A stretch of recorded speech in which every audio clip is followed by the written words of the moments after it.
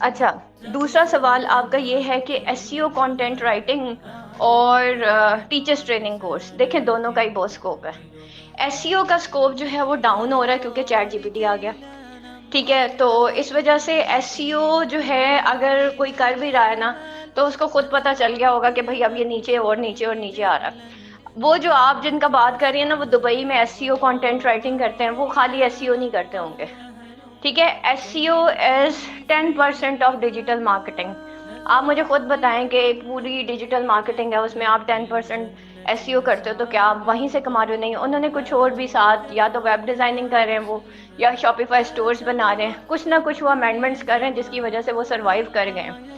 باقی رہی بات کہ بیٹا ہمیں کوئی بتاتا نہیں ہے، جو اوپر چلے جاتے ہیں وہ دبئی میں چلے گئے اس لیے وہ بتاتے نہیں ہیں، اور ہم نے لاکھوں، ایسا کچھ نہیں ہوتا۔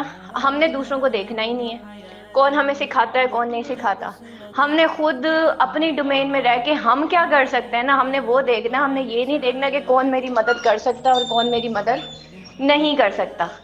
ہر انسان نے اپنی مدد آپ کرنی ہوتی ہے، جیسے میں نے ابھی آپ کو بتایا کہ انسان کے لیے وہی کچھ ہے جس کے لیے وہ کوشش کرتا ہے۔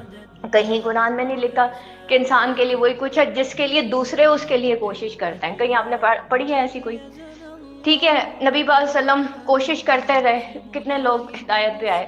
قاسم علی شاہ روز موٹیویشنل لیکچر دیتا ہے، تو پکڑتا کون ہے؟ جو کہ موٹیویشن چاہتا ہے نا۔ تو پھر بات وہیں پہ آ گئی نا، انسان کے لیے وہی کچھ ہے جس کے لیے وہ محنت کرتا ہے، جس کے لیے وہ کوشش کرتا ہے، پھر اس کے لیے obviously وہ ایک میدان بناتا ہے، پھر اس میدان کے اندر وہ خود کھیلتا ہے، ٹھیک؟ تو یہ ہوتی ہیں ساری چیزیں جس میں ہم آگے چلتے ہیں۔